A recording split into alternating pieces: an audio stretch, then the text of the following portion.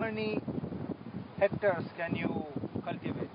It depends in the material or the group of soil that we are speaking, but you can say some materials you put 70 kilos per hectare of seeds and some materials 110. Okay. Here in Uruguay, so more or less. Varies between 70 and 110. Yes. Thinking of this, more or less 100 kilos, you can say 300 hectares, this bag of seeds. Right. Of course, before using that seed, it's taken to laboratory and making all procedures if it's good. Okay. No? And all this is done by machines? Yes. The filling, packing, sealing, everything is done by machines? Yes, we can see the machine in the other ranch. It's there. The one that makes the bag, and the one that takes the bag is right there now. Right. And how many years have you been doing this? Now for this kind of bags, nearly 5. No, well, how many years have you been doing farming? Oh, since my grandfather, and it has passed in generations. So you are a hereditary farmer. Sure. Wonderful. And you enjoy it? Yes, very much. Very much. And you think you will do it for the rest of your life? Sure. Wonderful. Wonderful. The silo bag, basically it's a nylon silo for grain. This machine, what happens is you put the grain on top of the machine that will go down. This is connected to a tractor that will provide the energy to move all the system. And there the seed comes and begins to fall here. This plastic bag is closed at that time, so we begin to fill with grain. And when it's filling, the tractor will move this forward, so this will begin to come like a big sausage full of grain. Okay. A long tube full of grain. And this is what is used to keep grain for a year or more, and in excellent conditions with absolutely no variations on quality or conservation aspect. And what's the cost of this? This has a cost of less than $1 per ton per year. Wow, it's very cheap. Usually a big silo would cost about more than $1 per month. And infrastructure.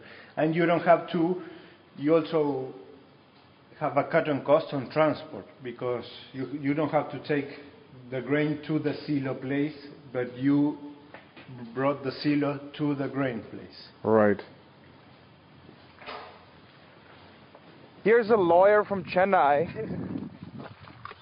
adopting a gaucho avatar. Yeah, this is the typical gaucho thing. Not happy with me? No, they move around, but they are not, how you say, so this, the best is to keep it a little bit short, not too much, because if not they will like go this? backwards. Yeah, that's it. And if you do like that, they move to one side. Oh yes. But it's a fine animal. Eh? It's fine.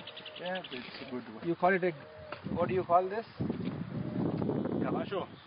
A horse is called Caballo. Oh, look at the size of the spinach here. It looks so nice. De repente para que no se golpee. You sure can make a lot of sandwiches out of this. And a lot of marmalade. Produce looks so fresh and so nice. You look at the size of this cauliflower. Oh, that's heavy. It's a cabbage. It's a cabbage, yes. Look at the size of this cabbage. Compared to an Indian cabbage. The Indian cabbage is normally less than half the size of this. Beautiful. Yeah. I will take one to India. That one. And lettuce also. Do you eat much lettuce in India or not? Yes, nowadays we do, yes. Yeah. Last few years. Very fresh. Fresh produce for farm workers. Mm-hmm. So, Dr. Surana, what do you think of your visit to Uruguay so far? Some comments. Oh, it has been most informative. It is a learning experience. There is a tremendous opportunity for Indian investors to invest in the very fertile lands in this region. It makes good economic sense, and the legal system is good. The businesses here are dependable, so when we see a farm manager, he has a track record of managing large farms, and so the investor has a comfort level that he will, at the end of the season, have the returns in his bank account, which is very important. And it is also reassuring that everything regarding the management of the farm, the operations, the harvesting, the sale, everything is taken care of by the manager. So that gives the investor a much higher comfort level that he can invest, he can expect a return which is very reasonable and fair, and he does not have any day-to-day problems. So which is very good.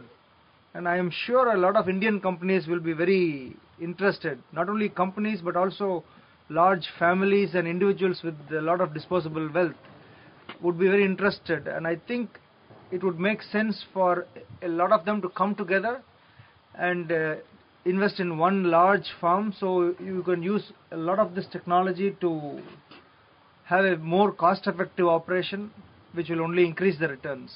Yes. You know, usually investors, probably from India or from the world as a whole, have some amount of fear when investing overseas, you know, in terms of political situations and especially safety and security. Right. From your visit to Uruguay so far, what's your sense of safety and security from what you've seen? The legal system is very dependable and robust. They have a good investment promotion and protection treaty with India, which should take care of the risks. So even, God forbid, if there is some kind of a nationalization or appropriation by the government, the treaty will take care of the interests of the investors. And the taxes are low, it is transparent, the infrastructure to transport the produce is very good, so from the farm to the market it can be transported quickly, efficiently and cost effectively. That is what I have seen for myself. And I also am very interested to see these plastic tubes, these large plastic tubes on land, which is a very indigenous technology, is a low-cost technology to store food grains for longer periods of time, which is very useful because that also brings down the cost of storage and transportation. So yes, it is a good opportunity for Indian investors to come in here, expect a good return, have maximum safety. It is as safe as any of the investments in India. Yes. And what do you think of the people, and what's your sense of the people you have met so far and your comfort level from a cultural standpoint? It is very important to get a local partner who is reliable. And from what I have seen and the people I have met, they have a track record of reliability and they have been recommended by very well-known sources. So I am comfortable. If I had the money, I will put it in their hands to manage. Yes. Okay, thank you. Thank you.